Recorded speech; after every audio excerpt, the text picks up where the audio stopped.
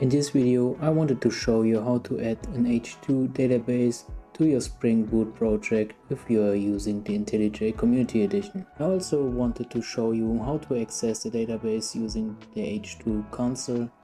And finally, I wanted to show you how to load data into the database when starting the application using an SQL file. Before you can use the H2 database in your project, you must enter the dependencies in the POM XML. To do this, you must navigate to your POM XML and add these dependencies, which you can see here. After that, you can add the settings for the H2 database in the application properties. Now we have to create the H2 settings. Firstly, we need to specify the data source for the H2 database and the H2 data source URL, which you can see here. It shows us where the database is located and what it is called. The MEM only means that it is an in-memory database, which means it is located in the RAM. The last part of the URL specifies the name of the database, which you can see here. In this example, testDB. Then you have to enter a username and a password, but you can also not enter a password because it's just located by you locally on the PC. The driver and the dialect settings can be adopted in this way. You can see here. The DDL auto options should remain set to update so that new data can be added to the database without deleting the old data. Finally, we need to activate H2 console, which you can see here, so we can access the database via the browser as soon as the application is started. After successfully starting the application, we can access the database via the following address, which you can see here. In the login window, we can transfer our settings from the application properties and enter our user data.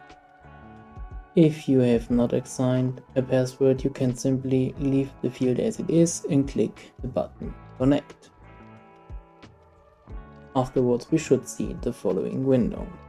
The names of the table should now appear on the left-hand side of the screen if you have already added via application or an SQL script. In my example, the application user table is displayed. If I now click on the name of the table, a select command is added to the input area, which we can also execute. If I click run, it will be executed. In my case, my data is now displayed, which was already added when the application was started. I will now show you how to do this. First, we need to add our data SQL file under the resources in our project. I call it data SQL because it will be executed after the application will be started. Now we need to add a comment to the SQL script so that the table is created when the application is started. In this case, the table is called application users. This is given the main key called ID and a few other attributes. The attributes which contain a string have data format varchar, which has the maximum amount of characters specified in the brackets right behind the data type. The other attributes are also simply an int data format. The not null means that these fields should never be empty. Below the create comment, we ensure that the data is written to the database in specified format using insert into. As we want to add several data records, we use the keyword values. We then enter the data that we want to add to the database in the brackets. We divide them using commas and the strings are entered using single quotes. That's it for the topic of H2 databases and how to add them to your Spring Boot application when using the Intellij Community Edition. See ya!